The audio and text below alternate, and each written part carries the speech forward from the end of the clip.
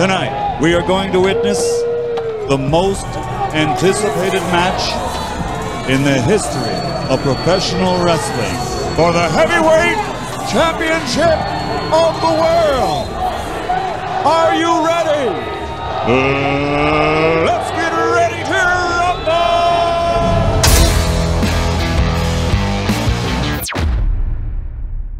Hola, hola amigos, bienvenue dans Silicon Carne, le talk show tech picante en direct. En direct de Paris, je ne suis pas à San Francisco, vous êtes dans ma chambre d'hôtel ici à Paris. Je suis de passage à Paris cette semaine et on plonge dans les coulisses d'une Silicon Valley en pleine mutation cette semaine. Depuis 2 ans, des centaines de milliers de jobs ont disparu et c'est tout l'équilibre de la tech qui vacille, licenciement en chaîne, restructuration. Mais qu'est-ce qui se passe derrière les chiffres? On va se poser la question ensemble. On va aussi poser la question qui fâche. Quel est le rôle de l'intelligence artificielle dans tous ces licenciements? Est-ce qu'elle pousse les entreprises à se débarrasser de leurs équipes ou au contraire, est-ce qu'elle ouvre la voie à de nouvelles opportunités? Et puis on va faire un gros plan sur ces startups qui lèvent des centaines de millions de dollars dès le début de leur aventure et qui bousculent complètement le playbook de la Silicon Valley. Alors, est-ce qu'on est vraiment face à de nouvelles catégories de startups, ce que j'appelle les giga startups, qui font face aux géants de la tech? Bref, qui va gagner la bataille pour le contrôle de la vallée? La réponse dans cet épisode, et je vous préviens, ça va piquer.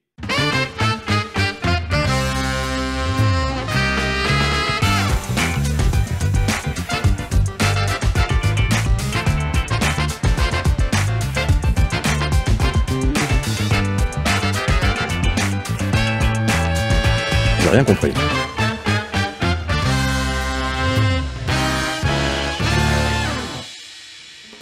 Cette semaine dans Silicon Carne, une nouvelle tête qui rejoint la bande, c'est Charlie Perrault et je suis super content de compter Charlie Perrault parmi les pensionnaires de Silicon Carne. Charlie, je l'ai rencontré cet été pendant le hors-série qu'on a enregistré à Paris.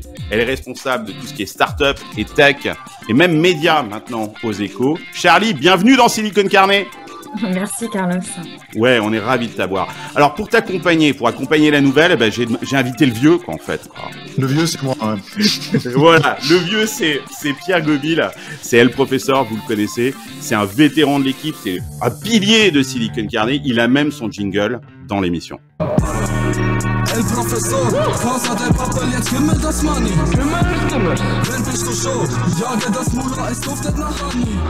Notre special guest cette semaine, c'est Florent Crivello. Et je suis un petit peu ému à l'idée d'avoir Florent dans cette émission. Je vais vous expliquer pourquoi tout à l'heure. Mais Florent, c'est un entrepreneur. Il est presque plus américain que français. Il est basé ici à San Francisco et il évolue aujourd'hui dans le domaine, je vous le donne en mille, de l'intelligence artificielle avec sa startup Lindy.ai. Salut Florent, bienvenue dans Silicon Carne. Salut Carlos, merci de m'avoir. Je suis aussi ému d'être ici. Et si vous nous écoutez en podcast, pensez à nous mettre 5 étoiles, c'est super important, ça nous fait monter dans les algorithmes et ça permet à ce show de se faire connaître, donc c'est très important. Pensez aussi à nous suivre sur notre chaîne YouTube, vous pouvez regarder Silicon Carne, ça se passe sur YouTube. On y partage plein d'infos et puis par exemple dans cet épisode, il va y avoir plein de stats, de graphiques, on va vous les afficher sur l'épisode sur YouTube. Donc vous les verrez pas si vous nous écoutez en podcast, allez faire un tour sur YouTube. Et puis si vous en avez marre des réseaux sociaux et des trolls, vous pouvez rejoindre l'Hacienda, c'est la communauté des fans de Silicon Carne. On a un WhatsApp groupe privé avec plein de channels thématiques et vous pouvez nous rejoindre, discuter avec tous les autres fans de Silicon Carne. Vous prenez votre abonnement, je vous ai mis le lien dans le descriptif de cet épisode. Ça coûte 15 € par mois et ça va vous faire du bien parce que y a que des gens bien dans l'Hacienda de Silicon Carne. D'ailleurs, on organise aussi des dîners privés et on a un dîner qui aura lieu là demain et on va se retrouver avec les membres de l'Hacienda. J'espère que Pierre aura pris son billet en fait de train. En tout cas, on t'attend, Pierre, à ce dîner de l'Hacienda. Bon, on va faire un petit jeu. C'est le mot qui pique. Vous allez voir, c'est très con. En fait, si l'un d'entre nous prononce pendant l'émission le mot girole, j'ai choisi girole parce que je viens du Limousin et que c'est la saison des champignons. Donc, vous postez un commentaire avec le nom de celui qui l'a dit en premier pendant l'émission. Avec le timing, je serai très scrupuleux sur le timing. Et vous gagnez 1 an d'abonnement à l'Hacienda. Je sais, c'est absolument énorme. Go yourself. dit spécial parce que pas simplement parce que c'est un entrepreneur de génie, mais aussi parce que en fait j'ai un passé avec Florent. C'est moi qui l'ai fait venir aux États-Unis il y a quelques années. Il était jeune, il sentait bon le sable chaud. Il est venu travailler pour ma startup à l'époque qui s'appelait Quarter. Et puis un jour, il m'a planté complètement. Hein, il faut l'avouer, quoi. Il est parti travailler chez Uber. Mais tu es quand même le bienvenu, Florent, dans cette émission. Je m'en rappelle comme si c'était hier, que tu pleurais. Non, mais bien sûr, ça m'a fait chier. Ça m'a fait chier parce que Florent, c'est un ingénieur de talent et on avait besoin de toi sur Quarter. Mais très honnêtement, tu te rappelles, je t'ai dit, tu peux pas ne pas y aller, quoi. Cette offre, elle est l'offre que te faisait Uber, non seulement financièrement, mais aussi c'était un poste super intéressant, donc tu pouvais difficilement refuser cette offre. Après, t'as monté une startup pendant la période du Covid, qui, je crois, pas forcément marché. Hein. C'était quoi cette startup? C'était autour du remote work, je me rappelle. Ouais, on a eu une petite exit, mais c'était pas meaningful. Je parlais beaucoup en franglais. Hein. Attention, tu fais très attention, Florent, parce que on a un personnage dans Silicon Carnet qui s'appelle François le Français. Je sais pas si tu te rappelles de François le Français, qui, s'il y a trop d'anglicisme mystérieux, François le Français peut faire son apparition à n'importe quel moment. Au Très montage. Bien. Moi, ça fait 2 ans que je suis ici, donc je lutte un peu maintenant avec le français. C'était un bureau virtuel pour les équipes à distance. Et écoute, ça a hyper bien marché au début de Covid quand les équipes se sont toutes mises à distance. Et puis ça a moins bien marché quand les équipes sont revenues au bureau. Et donc, on l'a plié, on a eu une petite exit et maintenant je suis parti sur Lindy. Ouais. Alors explique-nous un petit peu Lindy, c'est quoi, ça fait quoi? Alors Lindy, c'est une plateforme no-code qui te permet de créer ce qu'on appelle des agents IA. Pour automatiser différents workflows business et automatiser des tâches. Donc ça va aller de l'assistance personnelle. Donc moi, c'est Lindy qui gère mon calendrier, qui planifie mes rendez-vous, qui prend des notes pendant les réunions. C'est Lindy qui fait le support client à Lindy. Donc elle remplace en gros des agents de support client. T'as des salariés chez Lindy? On a encore des salariés malheureusement. En plein dans le dos. T'as vu ça? Mais on y travaille. Non, mais quand on va sur ton site web, c'est vachement intéressant d'ailleurs parce que tu dis sur ton site web, on crée véritablement des employés à base d'intelligence artificielle. On est vraiment dans le remplacement des employés par l'intelligence artificielle. C'est ta promesse. Remplacement ou augmentation, je sais pas, mais oui, absolument. Je pense que d'ici 5, 10, 15 ans, on aura des boîtes entières composées de milliers et de milliers d'employés intelligence artificielle. Et ces boîtes-là vont se monter comme ça, parce que c'est évidemment 1000 fois plus facile de scaler des boîtes comme ça et d'embaucher des intelligences artificielles que d'embaucher et de gérer des humains. Et donc, on finira par voir là, ils se mettent pas en grève, voilà. Enfin, voilà. La version française, on sait pas encore comment elle marchera. Ça serait génial, ça qu'on ait des versions d'IA française où il y a des mouvements de grève, où l'IA ne travaille que 35 heures par semaine, où on ne peut pas solliciter l'IA après 18 heures et ni le week-end, par exemple. Ça Ouais. Donc, on finira par voir des empires qui se monteront dans l'espace d'un week-end, quoi, avec des milliers et des milliers d'employés intelligence artificielle. C'est la vision. Des flash organizations, on a déjà un petit peu ça, déjà sans intelligence artificielle. On le voit énormément dans la Silicon Valley. Tout d'un coup, des équipes se créent de façon remote, autour de projets, de façon hyper rapide. Je pense aussi à Deal qui a permis de gérer toute la partie administrative avec ses employés un petit peu partout dans le monde. Là, toi, tu vas le cran d'après, c'est de dire, c'est même plus des gens, c'est vraiment des agents intelligents.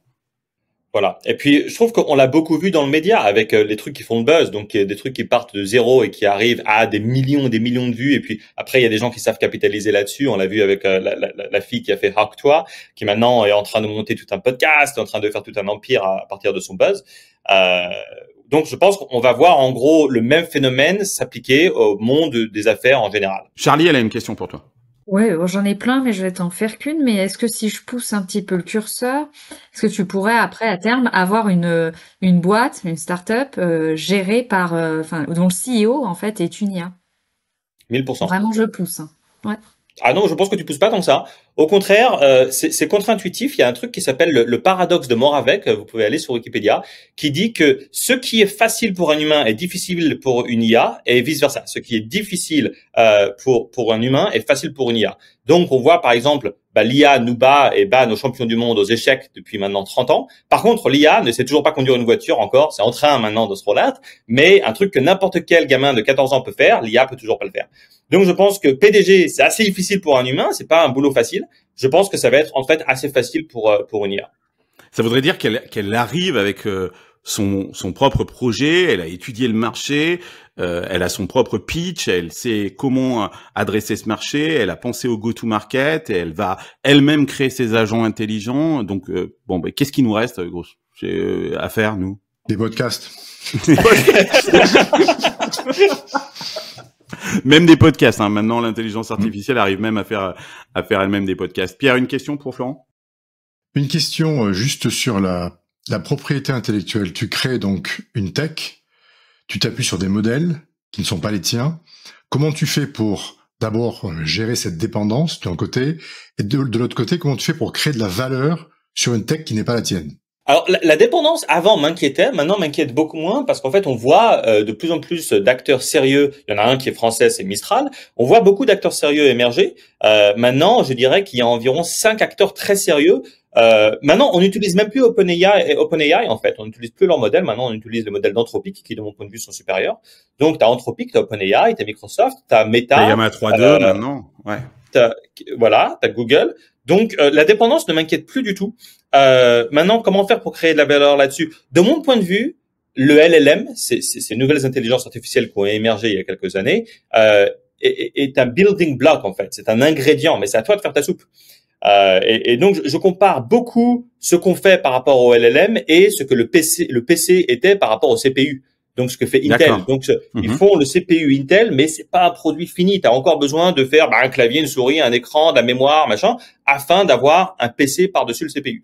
Donc, on peut pas vraiment dire que Apple se tourne les pouces toute la journée parce que c'est Intel qui fait tout le boulot. Apple est très occupé parce qu'il y a beaucoup de couches de produits et d'ingénierie à bâtir par-dessus le CPU. Alors, de 2022 à 2023, et je vous montre les chiffres, ils sont impressionnants, la tech a supprimé plus de 385 000 jobs.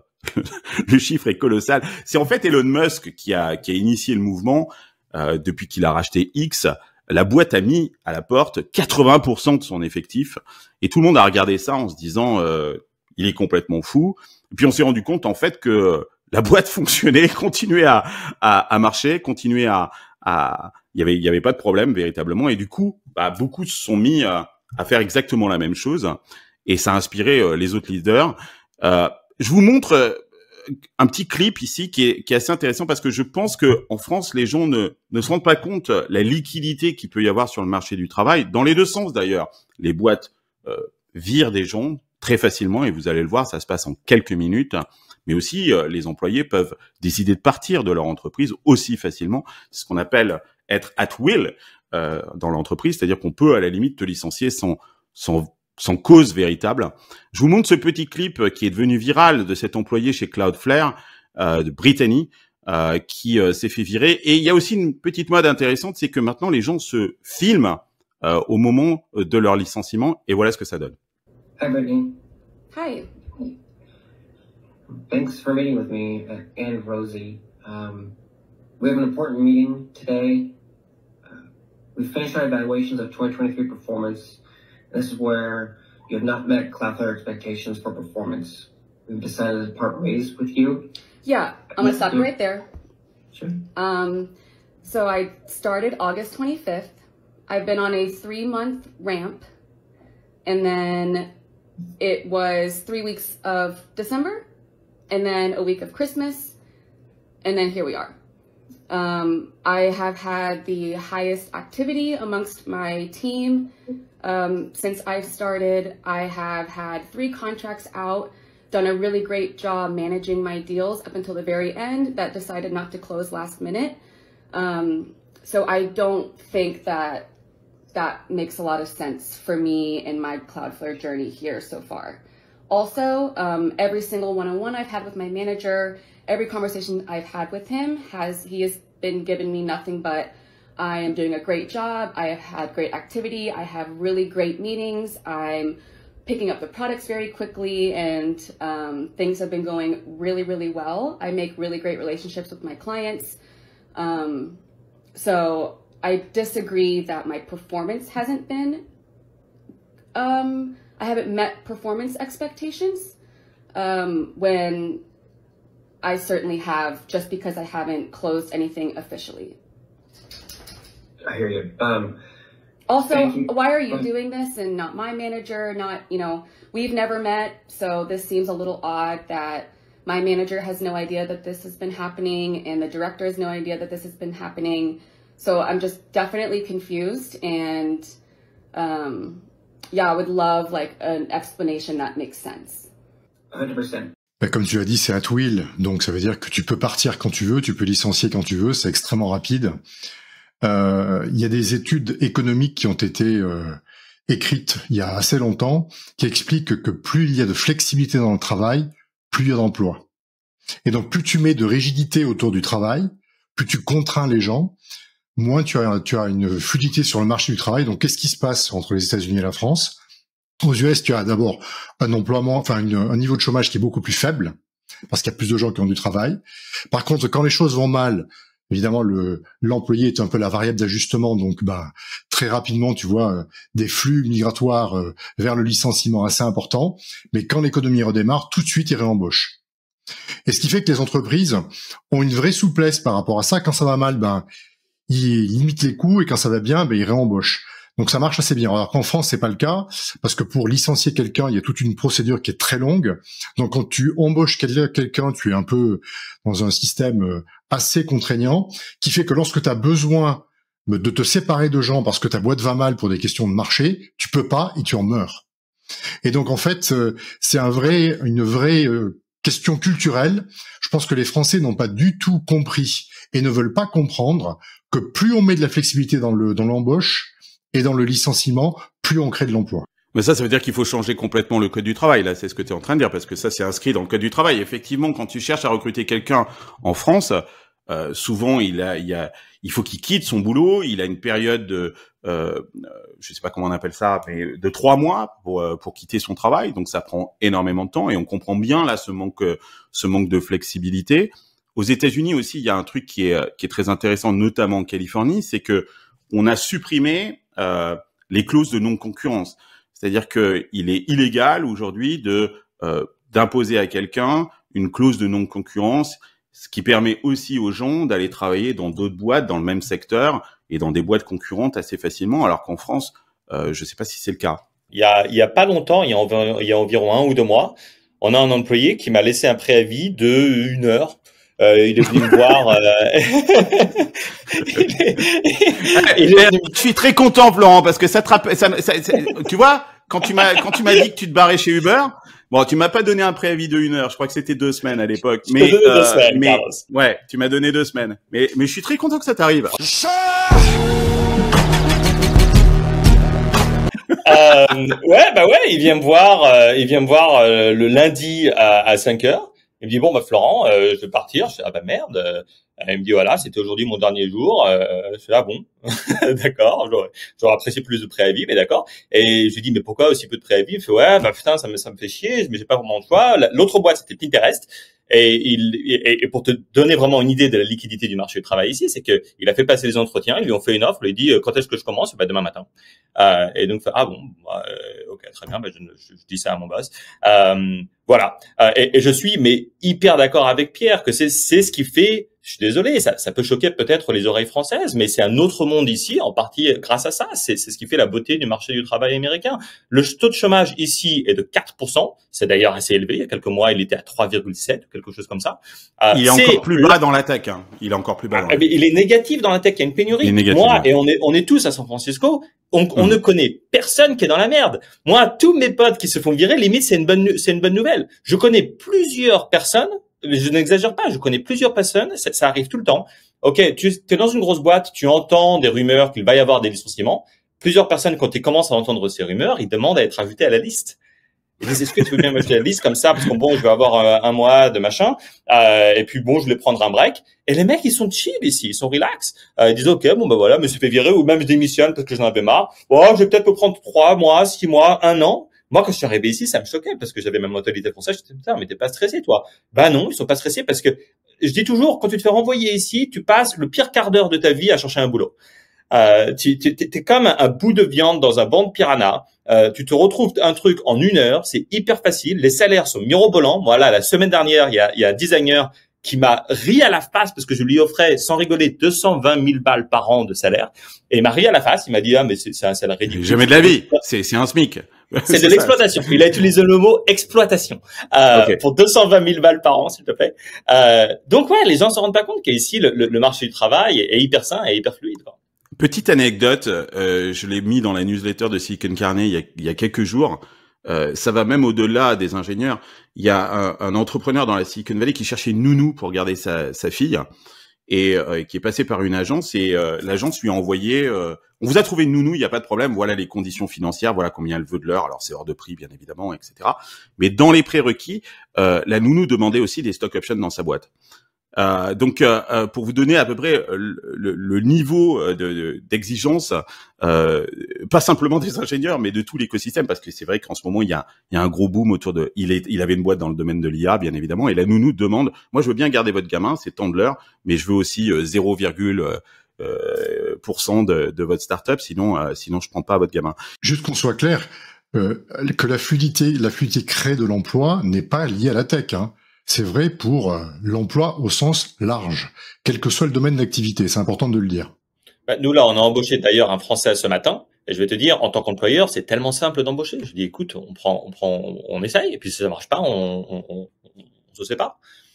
C'était d'ailleurs une des demandes de Arthur Mensch, donc le patron de Mistral. Il a été auditionné, alors je sais plus si c'était l'Assemblée nationale ou le Sénat il y a quelques semaines. C'était au Sénat, ouais. Et c'est exactement ce qu'il est, une des rares moments un peu intéressants de son intervention, c'est ça. Absolument. C'est qu'il a demandé à ce qu'il y ait plus de flexibilité, effectivement, pour licencier des gens et plutôt, alors, de ce que je comprenais entre les lignes, c'était quand même pour le secteur de la tech, parce que moi, je suis pas tout à fait d'accord. Tu peux peut-être pas le faire dans tous les domaines et à tous les âges, mais.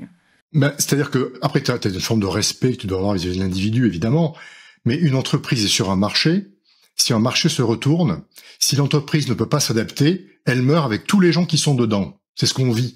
Et comme on veut pas qu'elle meure, on subventionne l'entreprise avec de l'argent que l'État n'a pas. C'est ça la France.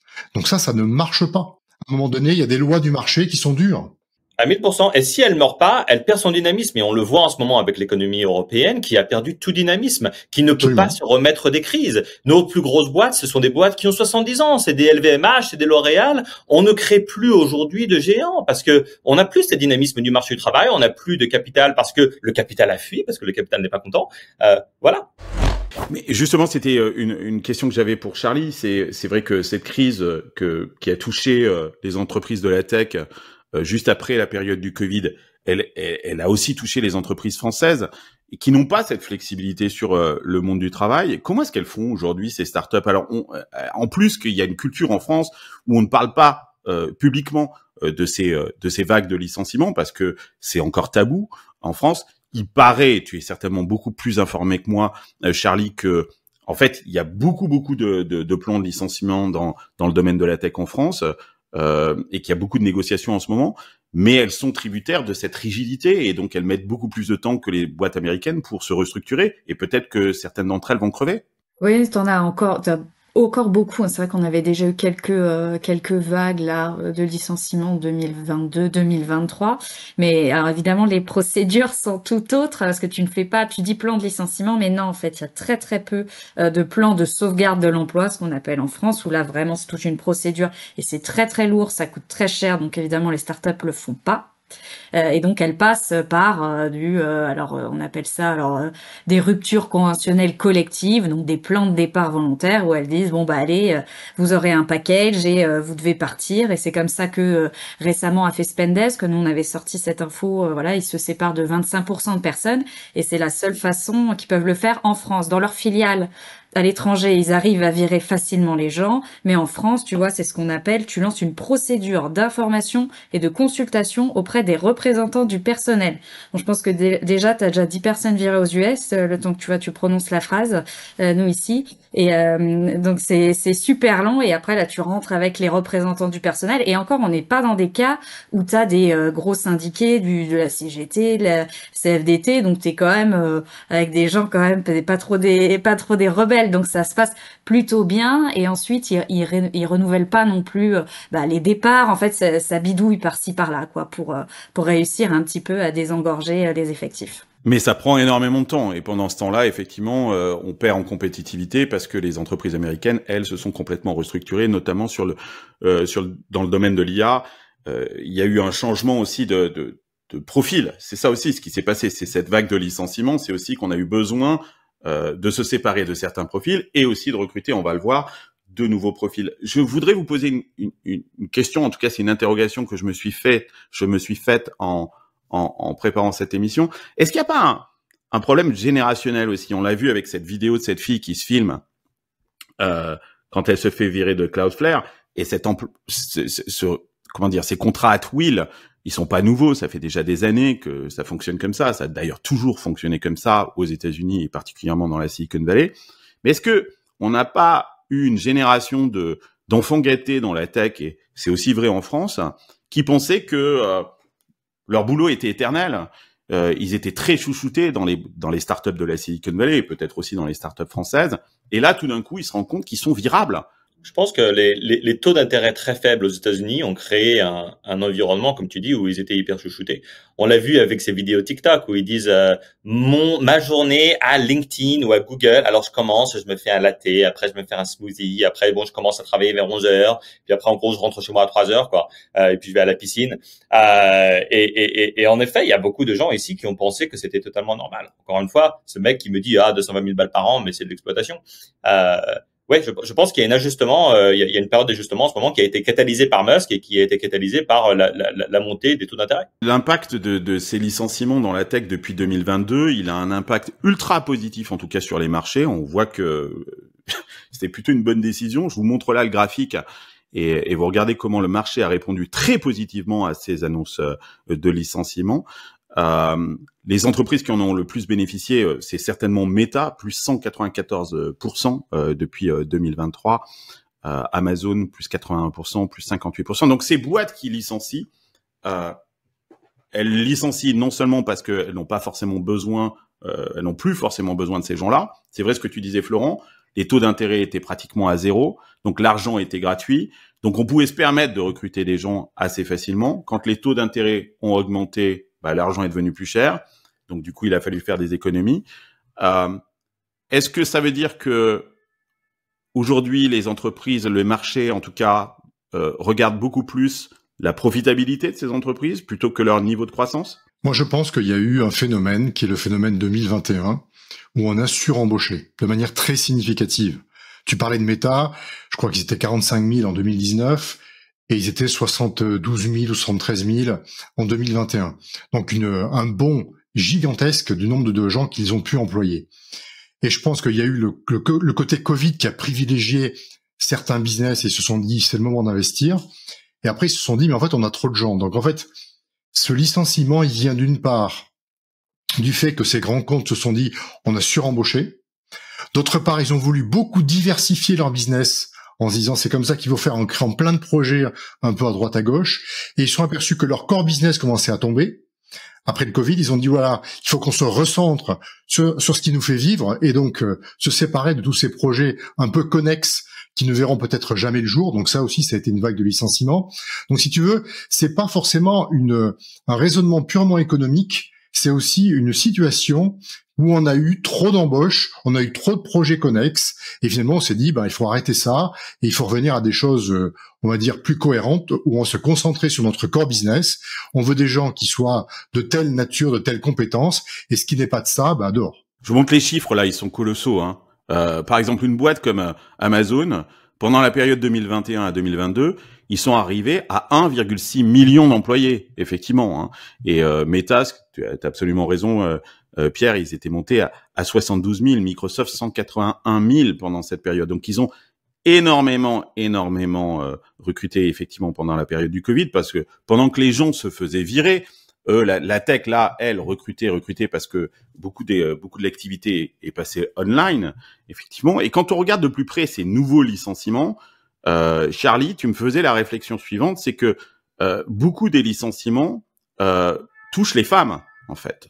Et ça, c'est assez intéressant de regarder ce chiffre. Je crois que c'est 50% des personnes licenciées post-Covid, dans toutes ces vagues de licenciements qu'on voit aujourd'hui dans la Silicon Valley, touchent à 50% des femmes. Comment ça se fait, ça, hein? Bon, ça s'explique assez facilement, puisqu'en fait, dans la tech, dans les startups, évidemment, au budget, je veux dire, en marketing et en com, c'est pratiquement que des femmes. Donc c'est vrai que quand tu as une crise, tu coupes en général en premier ces budgets. Donc là, t'en fais déjà partir beaucoup.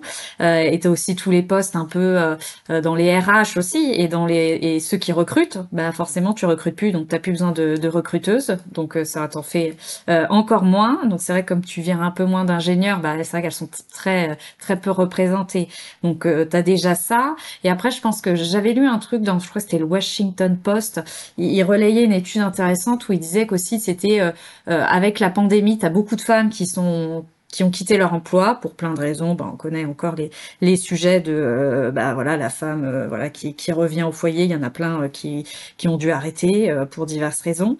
Et t'as ce truc de politique un peu de last in, first out. Donc voilà, les derniers entrées, les premiers partis. Et c'est elles qui étaient qui sont arrivées en dernier et qui donc mécaniquement sont parties durant les derniers layoffs.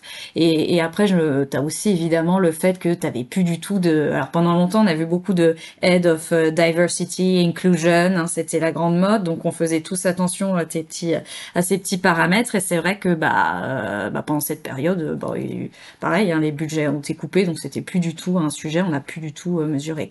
Et il y a eu aussi une sorte de remplacement en fait du profil de software ingénieur dont on avait besoin dans les startups. Je pense que le fait qu'en effet les ingénieurs ont été impactés est plus dû au facteur que Pierre mentionnait. Vraiment, il y a eu un recentrement stratégique, il y a eu un changement du contexte financier, etc. Mais quand on regarde les chiffres, encore une fois, ces boîtes-là ont embauché tellement pendant Covid, mais c'est un truc de fou. Meta a embauché 40 000 personnes pendant Covid. Enfin, mais pourquoi est-ce qu'ils ont embauché autant? On a d'accord, on l'a expliqué, il y a les taux d'intérêt, l'argent était gratuit et donc on pouvait embaucher. Mais moi, je comprends pas encore pourquoi, quel était l'intérêt pendant cette période de Covid d'embaucher autant de personnes? Écoute, moi, franchement, je le comprends très bien parce que à ma petite échelle, j'étais dans une boîte qui a décollé pendant Covid. Donc, pendant plusieurs mois, mais les courbes étaient verticales. C'est waouh, ça grandit à toute vitesse. Tu te projettes ça pendant 2 ans. Tu dis, putain, mais dans 2 ans, on va tous être riches. Ça va être énorme. Il faut embaucher. On est passé de 5 à 60 en 1 an. Parce qu'on se disait, mais il faut absolument embaucher, voilà. Et puis ensuite, une fois que les courbes s'aplatissent parce que les gens retournent au travail, là, c'était moins rigolo.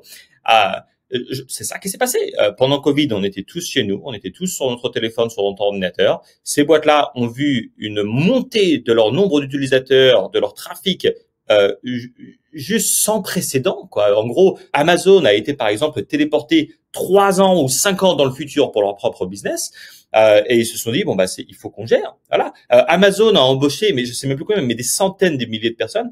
Et je pense que là, l'ajustement qu'ils ont fait, en fait, n'annule même pas la moitié des embauches qu'ils ont faites.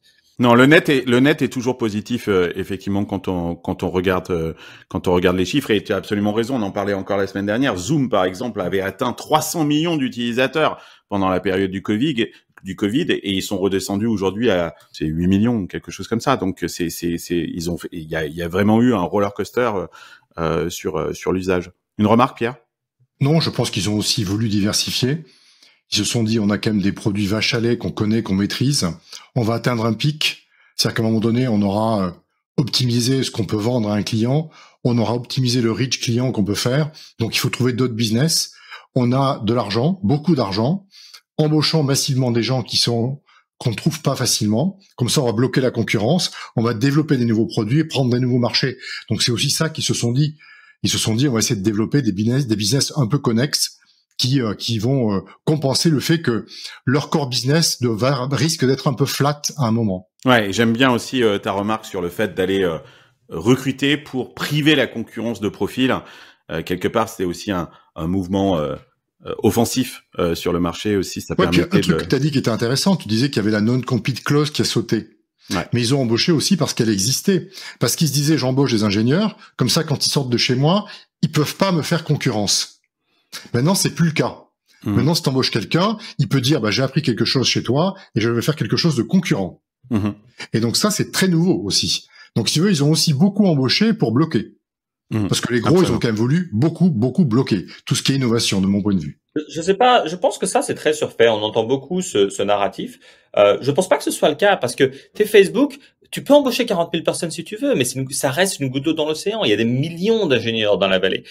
Tu vas bloquer 1 ou 2% du marché maximum. Et entre parenthèses, c'est pas forcément le 1 ou 2% le plus intéressant parce que les gens que t'embauches, c'est des gens qui sont de toute façon pourri gâtés chez Google, chez Apple, qui sont payés 4 à 800 000 balles par an. C'est pas des gens qui vont forcément monter des startups par la suite. Alors non, je suis pas d'accord avec toi là-dessus. Avant l'IA, il y a quand même des stats qui sortaient où on disait que les États-Unis allaient être en pénurie d'un demi-million de développeurs par an. Donc il y avait une pénurie. C'est pour ça qu'on les paye cher. Maintenant les choses ont changé, tu as raison, mais à l'époque c'était pas le cas. À l'époque, il y avait une vraie pénurie. Il y avait une pénurie par rapport à la demande. Par rapport à la demande, il y avait juste plus de demandes qu'il n'y avait d'offres. Mais l'offre, il reste des millions. Tu cherches sur LinkedIn ingénieur à San Francisco ou dans la Bay Area, t'as des millions et des millions et des millions de résultats. Mais parce que c'est aujourd'hui ça. C'est aujourd'hui, mais il y a 2 ans, 3 ans, c'était pas le cas. Non, il y a toujours eu des millions de software engineers ici. En effet, il y avait une pénurie parce que la demande excédait la. De disponible, non, mais ça n'empêche rien que tu vas pas bloquer tes concurrents futurs en embauchant des millions de software engineers partout sur le marché. Je sais pas. Je pense qu'il y avait quand même sur des postes clés ou sur des postes très stratégiques, sur des fonctions stratégiques, ça pouvait avoir son effet. Mais bon, effectivement. Je pense que le phénomène était plus politique. Je pense que quand tu es dans une boîte et que tu es un manager d'ingénieurs, ton incentive est de surembaucher. Tu surembauches, tu grandis ton petit empire en interne parce que tu es évalué sur le marché du travail à combien de personnes est-ce que tu as eu en dessous de toi. Et donc, ça mène à ces organisations mais les gens se rendent pas compte, des équipes de centaines et de centaines et de centaines de personnes qui, très franchement, se tournent le pouce. Ils font pas grand-chose toute la journée. Et en fait, c'est beaucoup ce que Musk a révélé parce que ça faisait un moment que les PDG se disaient, mais attends, on a vraiment besoin de 40 000 personnes là, pourquoi? Et puis tout le monde leur disait, non, mais t'en fais pas, tu te rends pas compte, il y a plein de trucs à faire, etc. Et puis Musk, il dit, non, j'ai rien à foutre, 80% de moins, boum. Et puis, les PDG ont vraiment regardé de près ce qui s'est passé. C'est bon, on va voir ce qui se passe. En fait, la boîte, non seulement elle s'écroule pas, mais en plus, franchement, elle va mieux. Il y a du gras. Il y a beaucoup de gras. Et c'est là que tout le monde s'est dit, bon, allez, ça suffit. Et puis, on va remettre les choses à plat et on va enlever le gras. Et alors, en parallèle de ça, c'est ça qui est très intéressant quand on regarde ces chiffres, c'est que les demandes d'emploi baissent de façon drastique, mais quand on regarde justement sur des termes comme la Gen AI, comme la générative intelligence, là, au contraire, les profils augmentent. C'est-à-dire que là, je montre ce chiffre-là, le pourcentage de job posting qui contient le terme Gen AI, on voit la courbe, elle est verticale, quoi. C'est assez impressionnant. Qu'est-ce que ça veut dire, ça? Quand on voit les autres postes, quand on met de côté ces ingénieurs en intelligence artificielle, est-ce que ça veut dire qu'on est rentré dans une ère où, ça y est, la Gen AI, elle est déjà en train de remplacer des profils plus classiques, plus traditionnels? Ouais, moi j'avais juste une question quand tu dis, tu vois, j'en profite en même temps, mais tu dis Gen AI, des ingés, t'as pas des ingés spécialisés Gen AI, c'est quoi en fait ce qu'on appelle ingé Gen AI? Oui, qu'est-ce qu'on appelle? Ouais, ça c'est une bonne question. Il ressemble à quoi ce profil dont tout le monde rêve en ce moment? C'est une très bonne question parce que je pense qu'il y a en vrai 2 profils très différents d'AI. Tu vas avoir 5% peut-être de ce qu'on entend par la Gen AI, c'est vraiment du hardcore AI. C'est les mecs, c'est des matheux, c'est des chercheurs en intelligence artificielle, c'est les mecs qui vont se faire 1 ou 2 millions de balles par an à OpenAI, à Google, à Anthropic, à Mistral. C'est des bébés Ilya Sutskever, quoi. Voilà, c'est ça. Mais ça, les startups qui entraînent leur propre modèle, il y en a, mais c'est pas autant du tout. 95% de ce qu'on appelle des Gen AI engineers, moi je vois, c'est tout ce qu'on embauche. Ce sont en vrai des ingénieurs normaux. Ce sont des ingénieurs typiques. Seulement, maintenant la technologie avec laquelle ils deal, c'est une API OpenAI. Mais à part ça, c'est des anciens front-end React, c'est des back-end engineers, etc. La grande différence, c'est quelqu'un qui me l'expliquait récemment dans une discussion, c'est que le développement est déterministe et la Gen AI ne l'est pas. Et que trouver des ingénieurs qui sont capables de mélanger les deux, c'est assez compliqué. Voilà. Donc c'est ça l'enjeu. Expliquez ça, parce que ça, je vois très bien de ce dont tu es en train de parler, Pierre, mais j'aimerais que tu expliques un peu plus là cette notion de déterminisme. C'est même cause, même conséquence. Action, réaction, cause et effet. Donc le développement, tu as des causalités, tu as des conséquences qui sont totalement prédictibles, et tu sais exactement comment le coder et comment ça marche. La Gen AI, c'est pas le cas. C'est-à-dire que la prédictabilité de ce qui va se passer, c'est pas aussi facile qu'on peut l'imaginer. Et donc, dans ta façon de coder, d'interfacer l'AI avec ce que tu fais, il faut prendre ça en compte, le côté non déterministe du résultat, et c'est pas simple. Absolument. Ça se rapproche peut-être même un peu de la biologie, en fait, de ce point de vue-là. C'est-à-dire que une manière dont on code en Gen AI, c'est qu'on fait ce qu'on appelle des évaluations. Et en fait, tu définis des scénarios que tu entends supporter. Donc, vas-y, on va créer ce système-là. Il doit, je sais pas, créer des contrats. Quand tu lui dis de faire ça, c'est ça le contrat auquel on s'attend. Boum, boum, boum, boum, boum. Tu dis plein d'évaluations, peut-être une centaine ou plus. Et en fait, tu lances des expériences. Me voici, professeur Thibault, qu'avez-vous découvert? Regardez.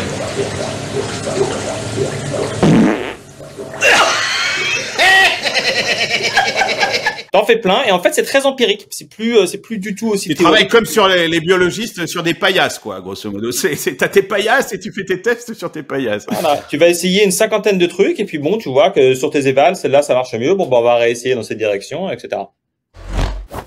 Charlie, en France, on a l'habitude de dire qu'on a les meilleurs ingénieurs du monde. J'arrête pas d'entendre, chaque fois que je viens en France, la France se glose d'avoir les meilleurs ingénieurs au monde, les meilleurs mathématiciens au monde. On a aussi les meilleurs girolles, hein.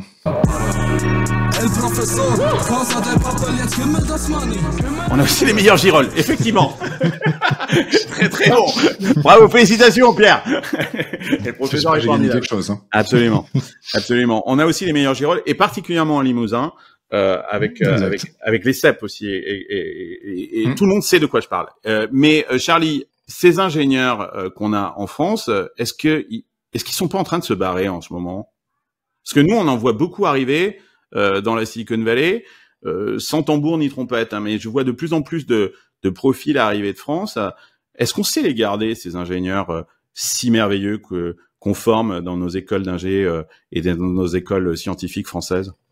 Et ouais, pas tant que ça, parce que je déjeunais la semaine dernière avec une investisseuse dans un gros fonds, et elle est polytechnicienne, et elle me disait qu'ils avaient fait une réunion, alumni Polytech, et c'est exactement ce qu'ils se disaient, c'est que comme ils font tous en gros leur dernière année, tu vois, aux États-Unis, à la fin ils se disent autant rester. Donc et en fait ça c'est un phénomène qu'ils n'arrivent pas, tu vois, à inverser. Donc tu as toujours beaucoup de gens qui restent là-bas, même si on a effectivement en fait on a des super formations, oui, mais après ils continuent à aller là-bas. Ce qu'on voit un peu plus, c'est effectivement plutôt quelques entrepreneurs qui reviennent peut-être en France, donc plus tard. Voilà, plus tard. Mais tu as quand même toujours je crois qu'ils ont des gamins, quoi, généralement. Oui, ouais, c'est vrai. Ouais. Ça reste l'exception. Moi, au risque d'être choquant, je vais le dire, parce qu'il faut le dire. Là, tu peux, hein. Silicon Carney, tu peux le faire, hein. Ouais. Si tu es dans la tech et que t'es pas à San Francisco, c'est même pas que t'es en France, c'est que t'es pas à San Francisco, ou bien t'as pas de jugement, ou bien t'as pas d'ambition. C'est un des deux. Je suis désolé, il y a San Francisco et il y a le Kazakhstan. Voilà. Tout ce qui est pas San Francisco, je suis désolé, c'est le Kazakhstan. Donc, t'es au Kazakhstan. Dans le domaine de la tech. Dans la tech, absolument. Si tu fais des sacs à main ou du rouge à lèvres, c'est bon, tu peux rester à Paris, Florent. Voilà, c'est sûr. Voilà. Okay. Et puis, si ensuite tu as envie de rester chez ton papa et ta maman, tu fais ce que tu veux. Mais t'es au Kazakhstan, t'es dans un trou dans la gadoue, avec ta chèvre, quoi, tu vois, et tu veux pas venir à San Francisco. Pour moi, San Francisco, les gens ne le croient pas alors que c'est une information totalement vérifiable. Donc, un ingénieur senior à San Francisco, ça va taper dans les 80, 100 000 balles par an. Un ingénieur senior, à Paris, ça va taper dans les 80, 100 000 par an. À San Francisco, ça va taper dans les 4 à 600 000 balles par an. Les gens ne veulent pas le croire, mais c'est la vérité. C'est pas qu'une question d'argent, Florent. C'est pas qu'une question d'argent, c'est aussi une question de nature du projet. Le projet sur lequel tu vas travailler aux États-Unis et surtout le scale. C'est-à-dire que moi, j'ai des potes qui travaillent chez Meta, ils me disent, mais en fait, Carlos, au-delà du projet, c'est aussi que quand moi je déploie quelque chose, je le déploie pour 3 milliards d'utilisateurs. Où est-ce que je trouve un projet en France qui a cette échelle? Ça n'existe pas. Mais l'argent aussi. L'argent aussi. 4 ou 600 000 balles par an, tu te rends compte? Tu te rends compte des fortunes dont on parle? Ouais, mais le coût de la vie. Florent, toi, t'as pas d'enfant, t'as toujours pas d'enfant. Pas que je sache. Mais bon, le coût de... Parce que, attends, tu vas voir, dès que tu vas avoir des enfants à charge, tu vas vite comprendre. Le coût de la vie aussi, il est pas le même aussi à San Francisco. Non, mais je pense que, non, mais là, c'est important pour les gens qui nous regardent. Tu peux gagner 600 000 balles, effectivement, à San Francisco en tant qu'ingénieur senior. Il n'y a pas de problème. Mais rappelons que le coût de la vie à San Francisco est de l'ordre de 3 fois supérieur en France. Donc, ça équivaut à un salaire de 200 000 en France. Qui n'existe pas. Je suis entièrement d'accord avec toi, Florent. Ces salaires n'existent pas à 200 000 en France. Pierre veut réagir. Ouais, si je peux me permettre, on mélange tout. On parle de San Francisco et du Kazakhstan, c'est très bien, mais c'est pas comme ça. Pour moi, je pense que l'image est intéressante, en tout cas. C'est intéressant, mais pour moi, je n'achète pas l'image. Ok. Pour plusieurs raisons. D'abord, San Francisco, c'est la moitié de l'investissement tech aux États-Unis.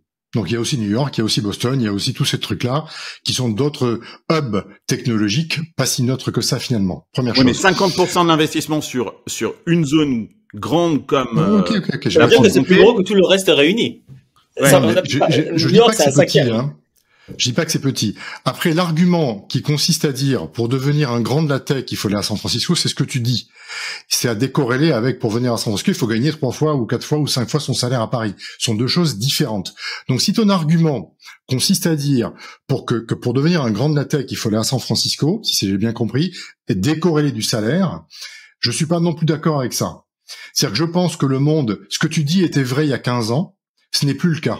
C'est-à-dire qu'aujourd'hui, je pense qu'on a justement un écosystème technique qui s'est très largement généralisé dans beaucoup de pays, pas qu'en France, dans plein de pays, et qu'aujourd'hui tu peux pas dire que tout se passe à San Francisco. Il se passe beaucoup de choses à San Francisco, mais beaucoup moins qu'avant. Moi, la raison pour laquelle je push back là-dessus de manière aussi vocifère, c'est que, bon, déjà, les chiffres sont absolument évidents. Quand tu regardes le nombre d'ingénieurs, quand tu regardes le nombre de VC dollars, quand tu regardes les boîtes, etc. De manière anecdotique aussi, moi, sur mon téléphone, j'ai que des applications américaines. Vous, je pense que c'est pareil. C'est que des applications américaines. Dans notre vie de tous les jours, on n'utilise que des applications américaines. Je n'ai pas une seule application européenne sur mon téléphone. L'Europe est finie en termes d'innovation. Florent, là, je viens d'arriver en France et j'ai SNCF Connect pour prendre mon billet de train. 60% des applications au Brésil ont été développées par des Brésiliens au Brésil sur un iPhone. J'en utilise pas une. Je suis sûr que les Brésiliens utilisent plein d'applications. Peu importe, ce que je veux dire, c'est que tu peux pas dire ça. Je veux dire que tu aies des applications américaines aux États-Unis, oui. Non, mais nomme-moi une application européenne, brésilienne. Oui. Une application brésilienne que tu utilises. Moi, je n'utilise pas d'application brésilienne, je suis pas au Brésil. Pareil. Donc, je te donne une stat du Brésil. D'accord, mais les Français utilisent des applications américaines toute la journée. Ça y est, c'est parti. On est parti dans le picante. Vraiment assez désagréable. Arrête-toi. Envoyez le générique de fin. Là, on est dans la caricature, si je peux me permettre, on est dans la caricature. Non, donc, Pierre. J'accepte pas. Non, mais Pierre, il a raison. Les applications qu'on utilise au quotidien, elles sont américaines. Les géants de la tech aujourd'hui, ils sont américains. C'est Magnificent Seven, ils sont américains. Les technologies, les breakthroughs dans la technologie, dans l'innovation, c'est aussi des breakthroughs américains. Et quand tu es un ingénieur et que tu as envie de participer à ce mouvement-là, effectivement, tu vas pas au Kazakhstan, tu vas dans la Silicon Valley. Mais écoutons Charlie là-dessus. On n'a même pas parlé de la Chine, si je peux me permettre, mais bon. Mais la Chine, il se passe rien en Chine. Il y a plus rien. Il se passe rien sur le public, pour le grand public. Tu utilises combien d'applications chinoises? Mais moi, aucune, parce que je ne suis pas en Chine. Mais la technologie chinoise n'est pas neutre. Je suis désolé. Oui. Il y a des choses qu'ils savent faire que les Américains font moins bien. T'as vu le nombre de startups qui a baissé en Chine ces dernières années? C'est complètement, ils ont abandonné le sujet. Ouais. Ils ont abandonné le sujet, les Chinois, en ce moment. Ouais. Ils ont d'autres problèmes à régler beaucoup plus graves. Charlie. Non, bah écoutez, non, moi, je vais essayer de défendre, je vais me mettre plutôt du côté de Pierre, non, mais j'essaie toujours d'équilibrer, je m'adapte, mais non, mais après, on peut pas comparer non plus la Silicon Valley avec aujourd'hui, nous, ce qu'on a. Enfin, je veux dire, il y a quand même toujours, je sais pas, on a quoi, on a 10, 15 ans. Enfin, nous, la French Tech, par exemple, ou même je sais pas, toute la tech européenne, elle a 10, 15 ans, donc je trouve ça un petit peu ouais, je trouve ça pas terrible de comparer les deux. Donc c'est normal entre guillemets que bah forcément vous êtes développé aux États-Unis avec beaucoup d'avance et que les capitaux sont là-bas. Mais franchement, moi de ce que je vois, que j'y suis, ça fait 10 ans que je traîne dans l'écosystème. Moi, je trouve quand même. Alors oui, on sera jamais au même niveau, mais je trouve que maintenant il y a une espèce d'effervescence et on le voit juste avec les nombre d'investisseurs étrangers qui viennent. Enfin, je veux dire, avant, je pouvais pas avoir Avant, c'était zéro. Avant, c'était zéro. Voilà, avant, je pouvais pas avoir DST, le mec Tom Stafford j'ai eu Tom Stafford au téléphone, j'ai eu, enfin, tu vois, des gens, tu te dis quand même, il y a quand même un intérêt, mais après, voilà, c'est sûr que... On compare pas, tu as absolument raison, Charlie, la question n'est pas de comparer la France et la Silicon Valley, ou les États-Unis encore moins. C'est incomparable historiquement, capitalistiquement, mais on parle là de l'attractivité pour un ingénieur. C'était le contexte, c'est de dire, je suis un ingénieur, je sors d'une école en France, j'ai de l'ambition, j'ai envie de participer à des projets.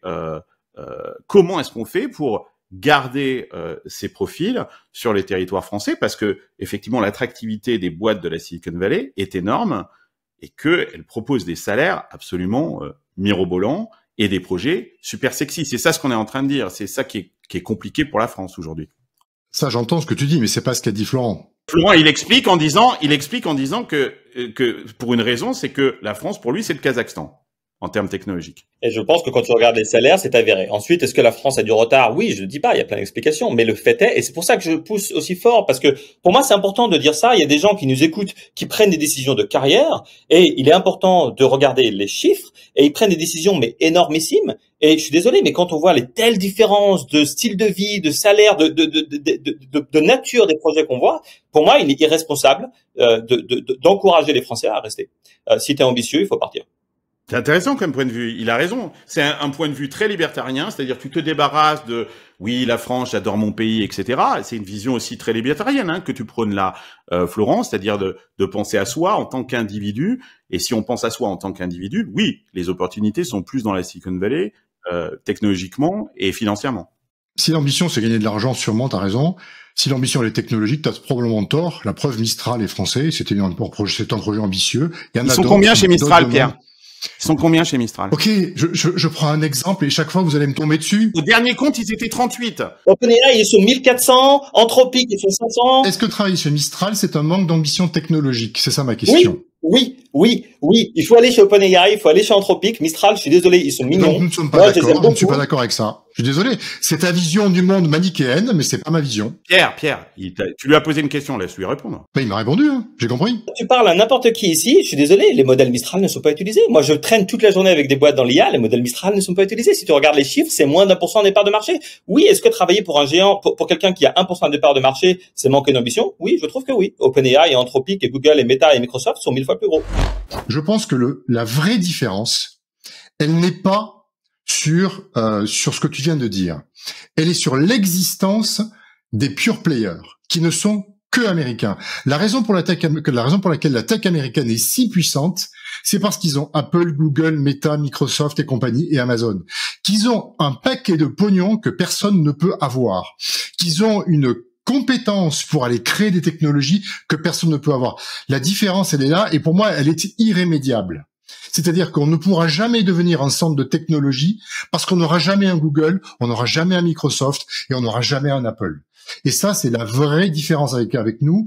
Et c'est ça qui fait que l'industrie technologique américaine est drivée vers le haut et aussi que l'innovation américaine est un peu tirée vers le bas parce que ces gros sont en train de tirer l'innovation américaine vers le bas. On peut en reparler quand vous voulez. Pour moi, c'est fataliste et je suis pas d'accord. Et c'est pour ça. Alors oui, on est d'accord. Forcément, le Kazakhstan, machin, c'est une exagération. Je m'emporte. Mais je pense qu'il est important de tirer la sonnette d'alarme. Et je pense qu'il y a une mentalité française où tout de suite on résiste à ces conclusions et on dit oui, mais regarde Mistral, regarde notre système de santé, regarde, je sais pas, toujours plein de machins, voilà, etc. Et je suis désolé. Il est important de tirer la sonnette d'alarme et de dire les gars, il y a un gros problème. Il faut en parler. Il faut avoir les yeux ouverts. Il faut être lucide. Il y a un énorme problème et il faut le régler et ça. Parce qu'on est en train de tomber à la ramasse. Mais ça, c'est un problème culturel. C'est l'Europe qui est en train de tomber par manque d'ambition et par soumission aux autres. Mais ça, c'est un problème qui est beaucoup plus large. Il y a plus d'argent aux États-Unis, il y a plus de capital. Pourquoi? Parce que 7 décennies de politique anticapitaliste en Europe et en France. Et qu'on chie sur le capitalisme et sur l'Europe et en France, qu'on chie sur le dynamisme du marché du travail, et que du coup, les boîtes ne se montrent plus, que les riches partent, que le capital part, et voilà. Et on paye les conséquences. Donc, pour moi, ça n'est pas un problème culturel du tout, parce qu'au contraire, et les gens le prennent mal en France. Pas du tout. Les gens en France, comme tu disais, Carlos, les ingénieurs sont hyper talentueux. Il y a beaucoup d'ambition en France. J'admire énormément les mecs de Mistral. Je trouve que c'est énorme l'énergie qu'il y a à la French Tech. Voilà, les mecs se battent. Ça n'est pas un problème de capital. Et d'ailleurs, on voit beaucoup d'entrepreneurs français aux États-Unis qui ont du succès. Pardon, ce n'est pas un problème de talent ou d'ambition. Il est là, le talent et l'ambition. C'est un problème de capital, c'est un problème de bureaucratie, c'est un problème de ease of doing business qu'on n'a pas en France.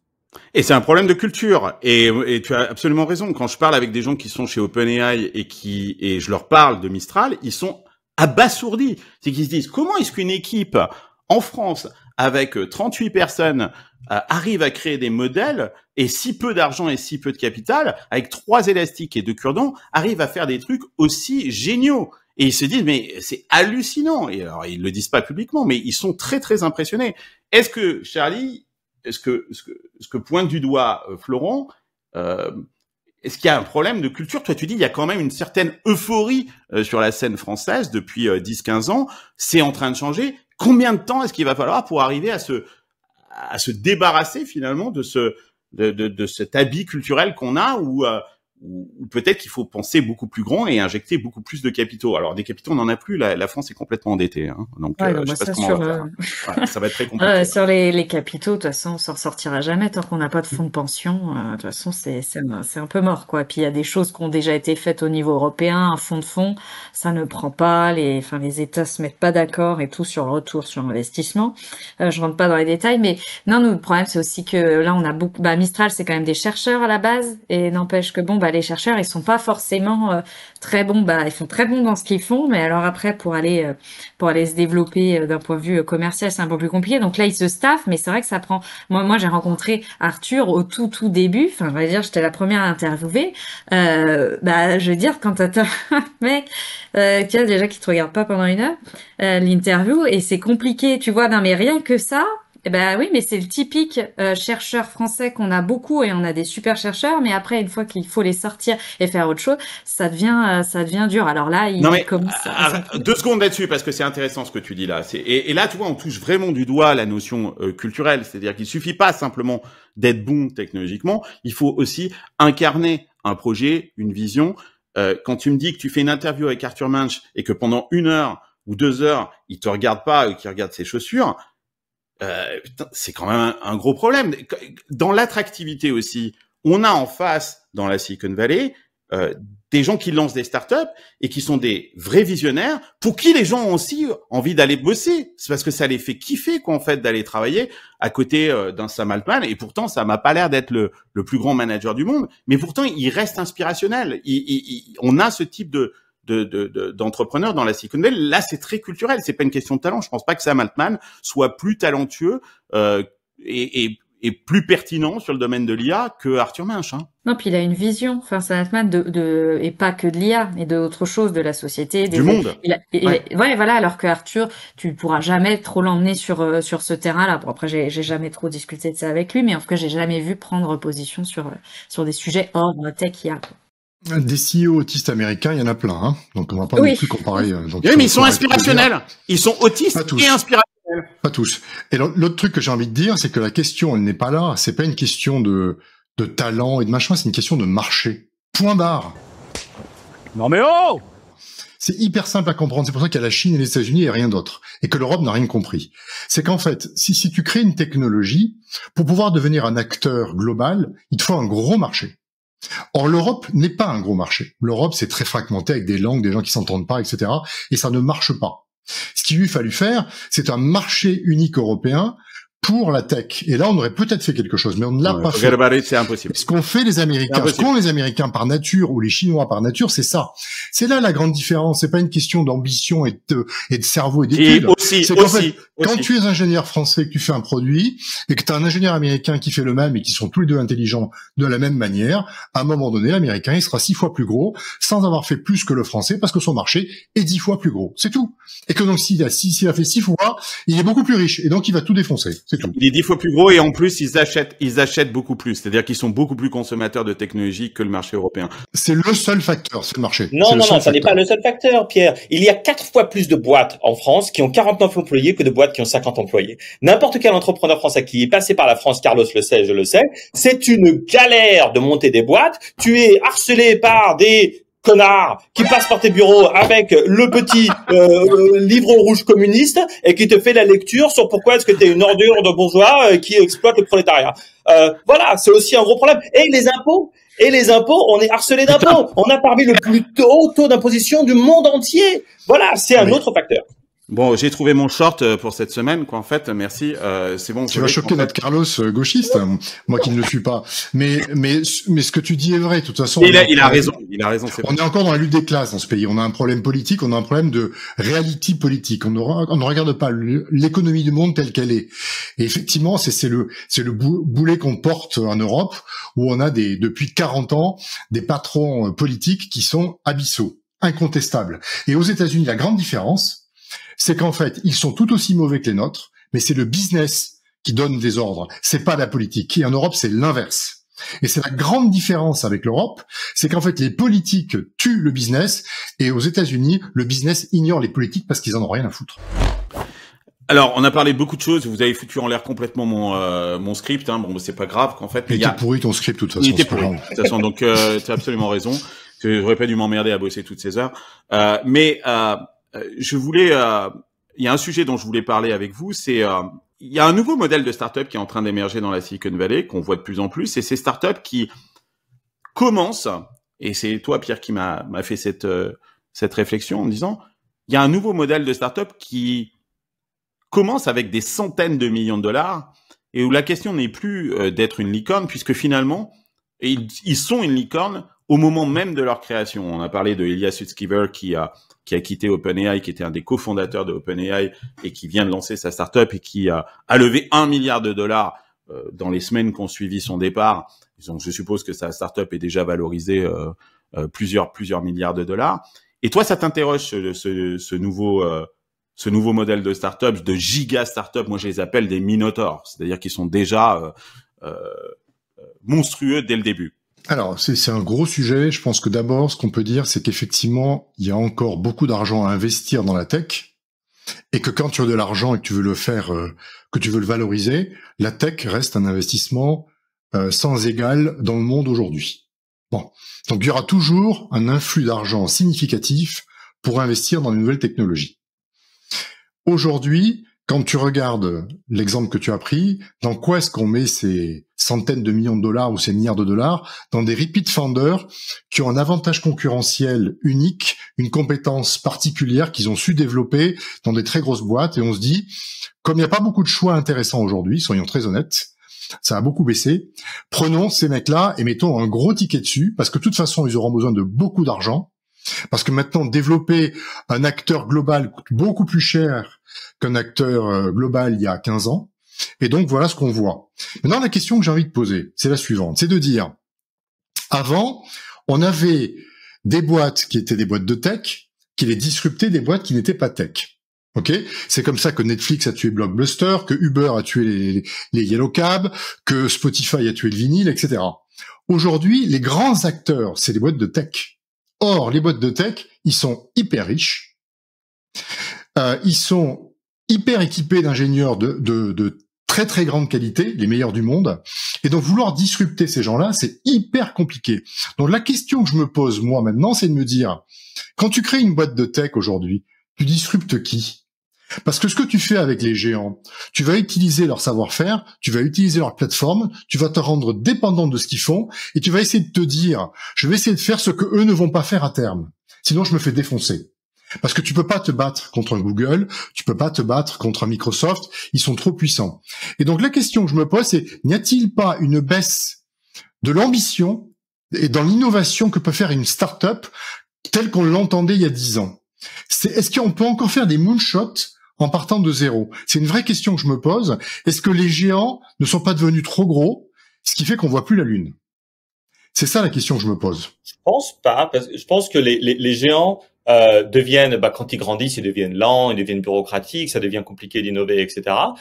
Les gens disaient ça quand OpenAI s'est formé. L'AI, c'était mais vraiment le territoire de Google. Et c'est choquant d'ailleurs que OpenAI ait réussi à décoller autant, parce que à qui appartient OpenAI? À qui appartient OpenAI? Microsoft a investi beaucoup de sous, c'est sûr, wow. mais OpenAI a décollé quand même. Google avait tous les rechercheurs, ils avaient toute la data, ils avaient tout le compute, ils ont inventé le transformer quand même, c'est pas rien, c'est un truc de fou, c'est la technologie sur laquelle OpenAI s'est bâti. Et c'est OpenAI qui pour l'instant est en train de complètement battre Google à son propre jeu. Moi je pense que, en effet, c'est vrai que maintenant c'est devenu, ce n'est plus ce qu'on appelle un océan bleu, c'est devenu un océan rouge plein de sang, quoi. Donc maintenant c'est vraiment devenu une bataille entre les géants de la tech. Maintenant, je pense que les David contre Goliath, c'est une histoire aussi vieille que le monde. Et il y aura toujours des nouveaux upstarts. On l'a vu avec Figma qui a battu Photoshop. On le voit. Apple à l'époque était contre IBM. Il y aura toujours des upstarts avec une nouvelle approche, avec plus d'énergie, avec plus de créativité, qui vont réussir à battre les incumbents. C'est là où ce que je dis, c'est là où je suis pas sûr de ça. C'est-à-dire que ce qui s'est passé, si tu veux, dans les exemples que tu as donnés, à l'époque, les géants n'étaient pas aussi gros. C'était des boîtes qui étaient encore vulnérables. Et il y avait un passage pour d'autres technologies. Aujourd'hui, ils sont devenus tellement énormes. Tu vois, c'est comme dans l'avionique. T'as Boeing et t'as Airbus. Personne n'arrive à craquer le truc, quoi. La question que je me pose, c'est dans les technologies, je finis, Carlos, les technologies du futur, où on va créer des barrières d'entrée technologiques. Je pense à l'AI, je pense à la voiture autonome, je pense à la réalité virtuelle, par exemple. Qui possède ces technologies aujourd'hui? Les gros de la tech. Est-ce qu'on est en capacité à leur faire concurrence aujourd'hui? Je n'en suis pas sûr. C'est ça mon commentaire. C'est clair, il y a un point d'interrogation. Moi, je suis très optimiste. Et je pense que, oui, forcément, ils sont gros, mais je pense que leur taille, au final, joue à leur désavantage. On le voit, notamment, encore une fois, dans l'IA. Quand Google a sorti leur modèle de génération d'images, ça a été un fiasco total. Ils ont même pas réussi à le mettre à jour immédiatement, etc. Midjourney, pendant ce temps-là, 5 pelés, 3 tondus dans leur garage, qui n'ont jamais levé un seul dollar, ont réussi à leur mettre un boulevard. Sur ce plan-là, Pierre, il y a un truc moi que j'entends dans la Silicon Valley pour discuter par exemple avec des gens chez Salesforce ou des gens chez Meta qui sont vraiment les mains dans le cambouis. Je peux te dire qu'ils sont pas du tout rassurés. Hein. Quand tu discutes avec eux, ils sont pas là en train de se dire nous on est gros, personne va venir nous disrupter. Je peux te jurer que chez Google ils font bravo avec leurs fesses.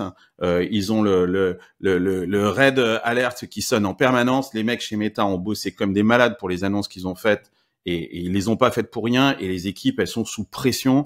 Et je pense que ces gros-là, le peu que je discute avec eux, chez Salesforce notamment, ils sont pas aussi sereins qu'on pourrait ne le penser. Charlie, tu voulais dire un mot? Non, mais je voulais compléter par ce que disait Pierre, que de toute façon, tu vois de plus en plus de grosses boîtes qui rachètent même pas des startups et qui arrivent à détourner encore l'antitrust et puis qui finalement arrivent à absorber des startups, en prenant les fondateurs et puis quelques membres de l'équipe et puis voilà, ils vont toujours réussir de toute façon, je trouve, à s'en sortir puisqu'encore une fois ils ont le capital. Donc là, je le rejoins. Ouais. C'est justement parce que ces gens-là sont vigilants qui sont indéboulonnables. C'est ça, tu as fourni la bonne réponse. Ils ont peur. Donc, si Google a peur, ils vont faire ce qu'il faut. Ouais. Et donc, ils vont gagner parce qu'ils ont trop d'argent, trop de compétences, trop de talent, trop de bras longs, etc.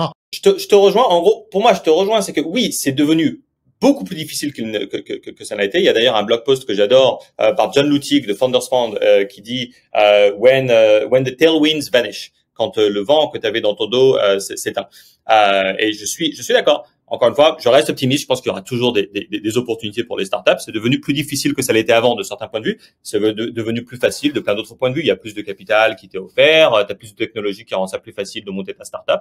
Voilà. Moi, je reste très optimiste. Je pense qu'il y aura toujours plein de business à être créés. Là où Pierre a absolument raison, où c'est très difficile pour les startups, c'est que dans la précédente vague, il s'agissait de disrupter des secteurs d'industrie qui n'avaient pas fait leur transformation digitale. Et les exemples que tu as donnés, Pierre, sont très vrais. Quand Uber est arrivé, c'est assez facile de foutre la branlée à Yellow Cab, hein. Vu que les mecs, si tu veux, ils étaient à l'âge du silex, hein, ils en étaient à peu près là.